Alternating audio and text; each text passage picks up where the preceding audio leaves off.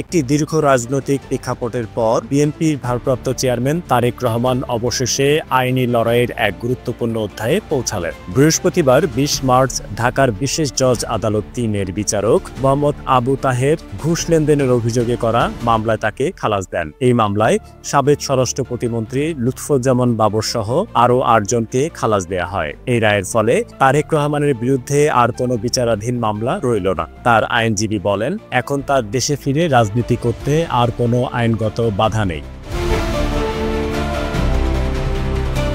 ঘটনার সূত্রপাত ২০০৬ সালের ৪ জুলাই গুলশানে একটি অভিজাত বাড়িতে খুন হন বসুন্ধরা গ্রুপের পরিচালক ইঞ্জিনিয়ার সাব্বির। এ ঘটনায় তার পরিবার ও সংশ্লিষ্ট ব্যক্তিদের মধ্যে চাঞ্চল্যের সৃষ্টি হয়। তদন্তে উঠে আসে এই হত্যা মামলায় বসুন্ধরা গ্রুপের ভাইস চেয়ারম্যান সাফায়াত হোসেন প্রধান আসামি। পুলিশের তদন্ত শেষে ২০০৮ সালের ১২ মে ৫ জনের বিরুদ্ধে অভিযোগপত্র দেয়া হয়। অভিযুক্তরা হলেন সাফায়াত সোবহান, নূরে আলম, হুমায়ুন কবির, খায়রুল হাসান ও শামসুদ্দিন আহমেদ। কিন্তু ২০১১ সালের ১৫ ডিসেম্বর ঢাকার দ্রুত বিচার ট্রাইব্যুনাল ৪ এই ৫ আসামিকে খালাস দেয়। তখন থেকেই গুঞ্জন ওঠে এই খালাসের পেছনে বড় অঙ্কের ঘুষ লেনদেন করা হয়েছে।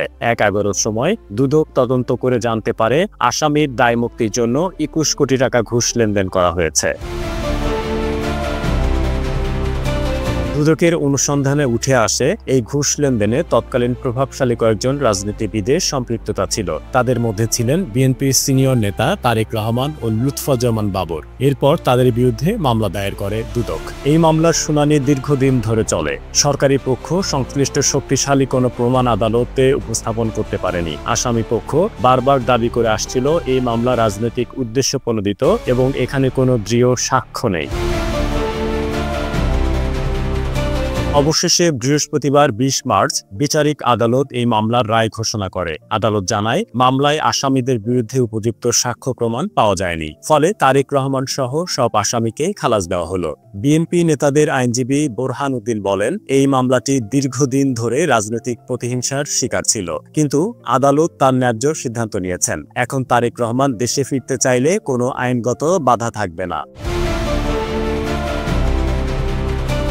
এই রায়ের পরপরই দেশের রাজনৈতিক মহলে নানা রকম আলোচনা শুরু হয়েছে।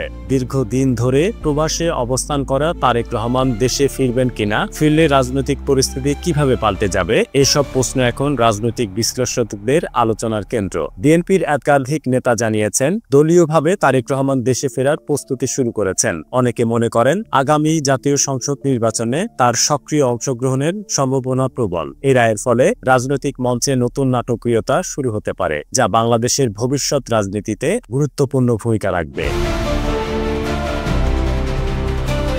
S M Humayun Kabir Afridi, Bangla voice.